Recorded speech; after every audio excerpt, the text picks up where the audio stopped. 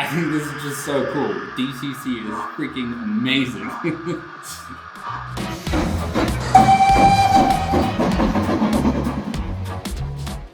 Hey guys, welcome back to Proper Chuffed. My name is Hilton and I have absolutely no idea what I'm doing. But that's half the fun of this, isn't it? If you are new here, I hope you enjoy this content, and if you do, please consider subscribing. If you're a returning viewer, welcome back guys. It's good to see you again. As of the time of recording this video, I've just reached 500 subscribers. In fact, I think I'm a little bit over. That's a milestone I probably, didn't foresee happening, not this year and not anytime soon, to be honest with you. And I just wanted to say thank you very much from the bottom of my heart. The fact that you consider my content good enough to watch and subscribe to means a hell of a lot to me, and yeah, it's quite humbling, so thank you very much. Today is an incredibly exciting day for me. I finally made the switch to DCC, and that's no mean feat. I've been saving up for a couple months now, and I've made a purchase of a system that I think will stand me in good stead for many, many years to come. And I think my reasons are twofold for that. Initially, when I got into this hobby about 6 or so months ago, I looked at it and I knew enough about it to understand that DCC has fantastic benefits. Obviously, there's sound, there's light, there's different functionalities, there's different CVs to allow you to step up, slow down locomotives, get them to stop in certain blocks. And that to me is really, really cool. And coming from, I suppose, a younger generation, I like that sort of like digital playground that side of the hobby sort of offers you. Not to say that analog is any less than DCC. In fact, I've seen quite a few analog layouts on YouTube, including someone like Double O Bill, who have incredibly complicated layouts, and more power to you if you can do that, because I think it's really, really difficult. In fact, I'd say it's probably harder than DCC in many regards. So I'm not trying to take away from what analog is, just to be clear. It was a sort of no-brainer of where I wanted to go with it. And as I was building up this sort of collection of analog locomotives, I realized that it would become an incredibly expensive endeavor to convert all of those locos that I've been, either purchasing or repairing. To convert those to DCC was going to become a very expensive thing to do. So rather let me get ahead of the game now, pick up DCC and be able to run it. And now, not to say that I'm sort of putting my analog locos on a shelf and letting them get dusty. I have a plan to actually be able to run both of them, not quite simultaneously, but certainly be able to run both of them in the future on my layout. So I'm not going to beat around the bush. Let's dive straight into it. I've got 2 locomotives to show you today, as well as the system itself. And yeah, it's super cool. I hope you enjoyed this sort of bumper episode. Let's get straight into it. There were a number of options available to me in terms of DCC systems, but I did my research and I kind of ended up on this. And this is the Roco / Fleischmann Z21 system. Now I got I think the more advanced unit. This comes in a sort of black box. It's kind of basic when you really look at it. All you get is this sort of control unit. It's really, really basic. One major sort of stop-start button in case of emergencies, a couple plugins. At the back you've got your main track and your program track, plus the power cable that goes into it. And then on the inside of that, you also just get a Wi-Fi router. It's all pretty basic, really. The Wi-Fi router plugs into the main control unit, and from there you connect all of that to an app on your phone, which is pretty basic to use, very user-friendly, and I must say I've been very impressed with it so far.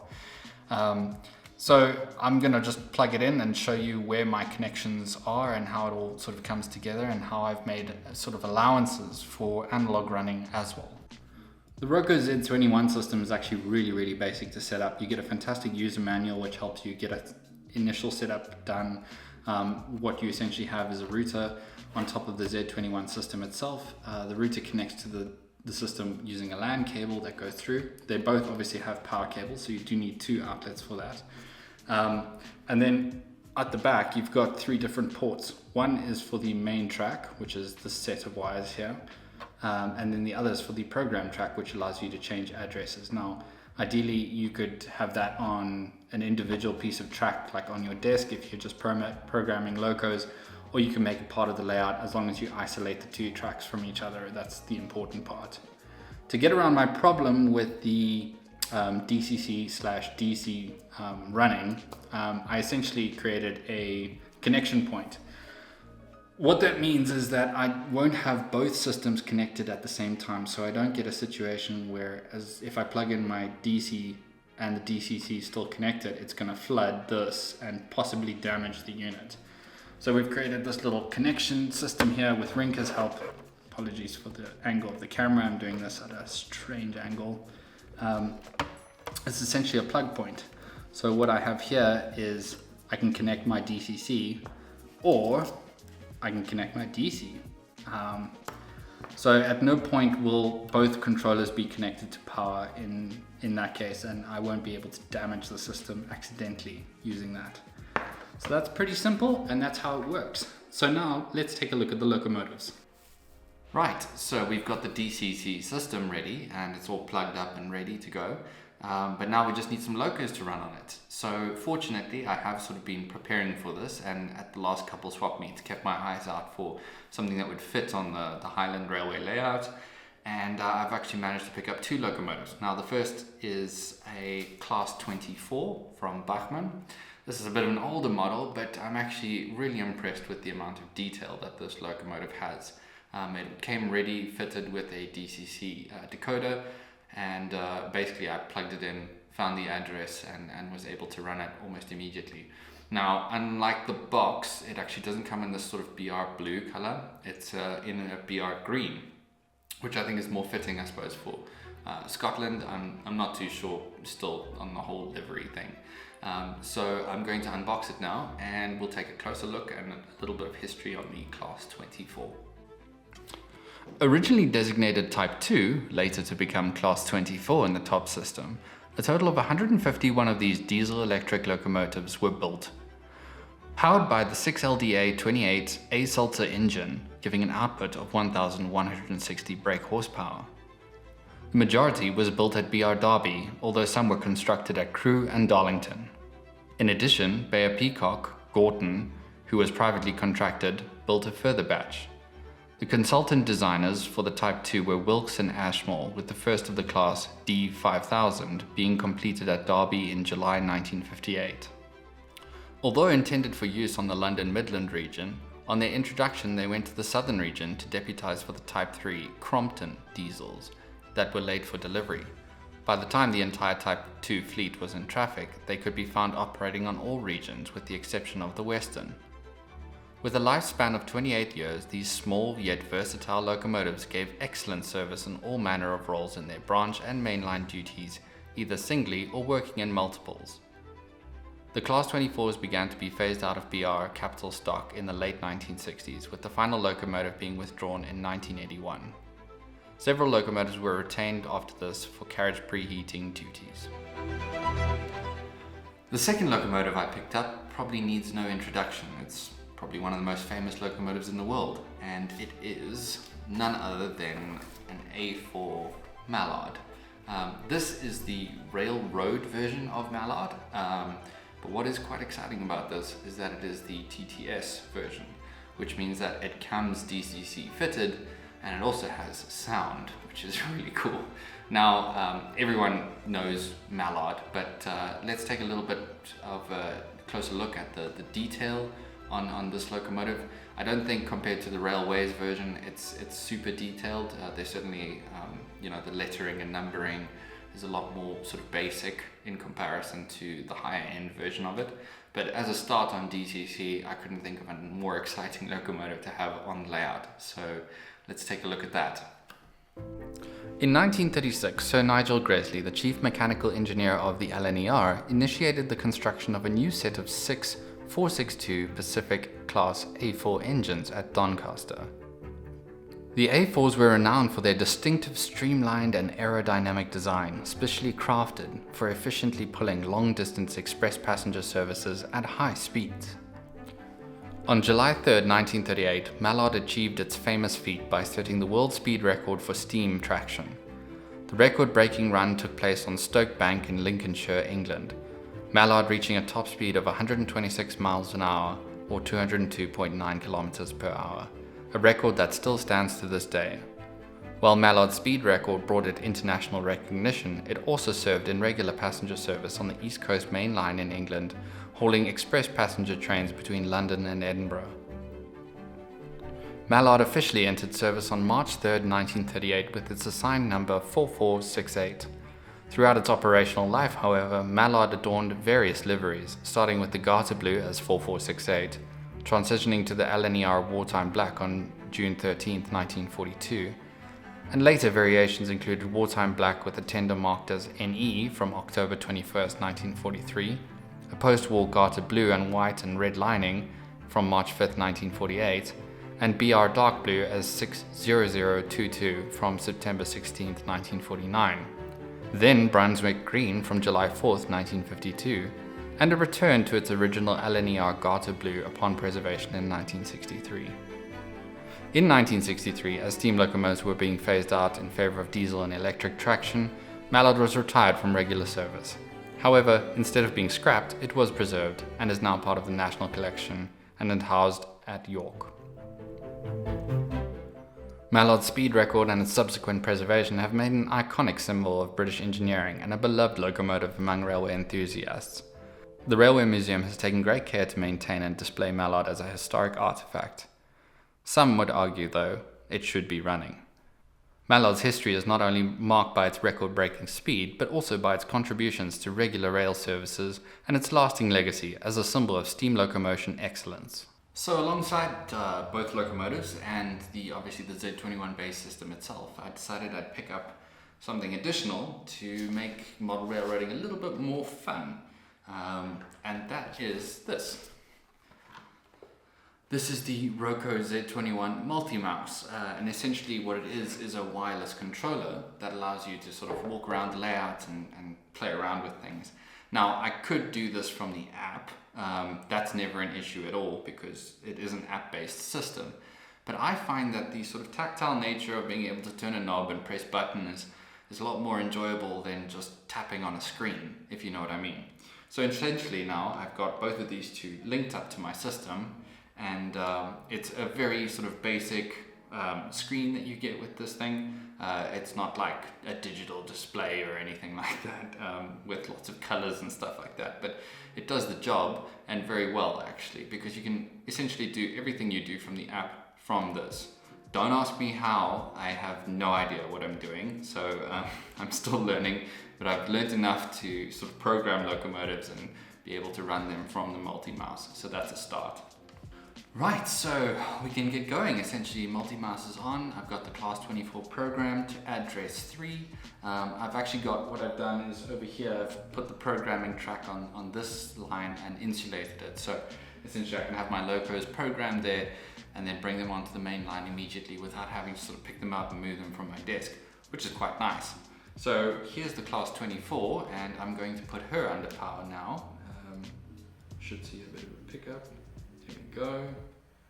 Let me send her off on her way at a slow sort of pace. Completely silent, smooth running, absolutely beautiful. Love that. So I'm going to let the class 24 just do a couple of loops now. And you'll see her sort of popping in and out of the frame every now and then as she makes her way around the layout. Right, next up, let's get going with Mallard. I have Mallard programmed here, and I'm going to actually switch on her sound. Now, I must admit, the sound on these locomotives is not amazing. I expected something a little bit more, to be honest with you, but it ends up coming out quite sort of tinny. I'm sure you've seen enough videos to know exactly what the TTS sounds like. Not saying that I'm not happy with it, I'm absolutely ecstatic, I think it's very cool. I just wish there was a bit more bass behind it as opposed to quite that tinny noise. So let me switch on Mallard's sound. It's quite sort of aggressive, that sound. I wish there was a way to sort of turn it down a little bit.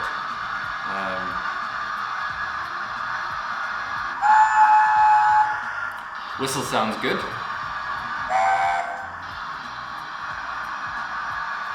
So let's set Mallard off on her way. I love the fact that all the little noises come together sort of automatically while you're using it.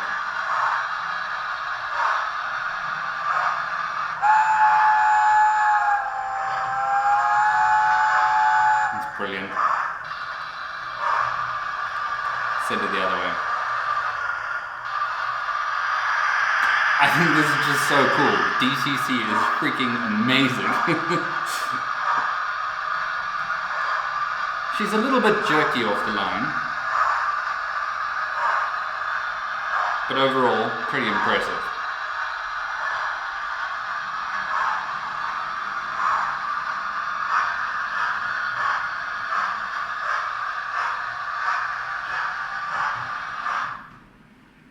Seems we have a dead zone there. I'll just give her a push and she should. It's just the points. It's just the points.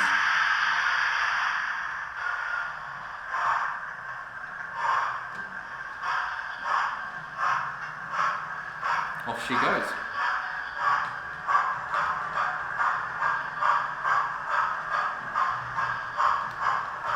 Very, very cool. I've got to admit, I think this is fantastic. Being able to just run stuff left and right, different speeds, and with sound is very, very cool.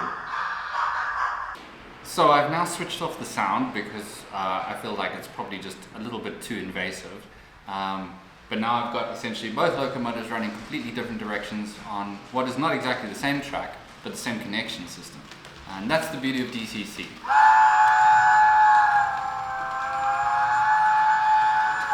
It's very cool. So alongside picking up these two locomotives, I've actually managed to pick up a full set of beautiful blood encrusted coaches. Now, I think somebody did explain to me a couple videos ago the correct order of coaches. I'm not too sure exactly if I've got it right this time. Somehow, I feel like I haven't. But we live and learn. These are absolutely stunning coaches. Incredibly light. They are Hornby.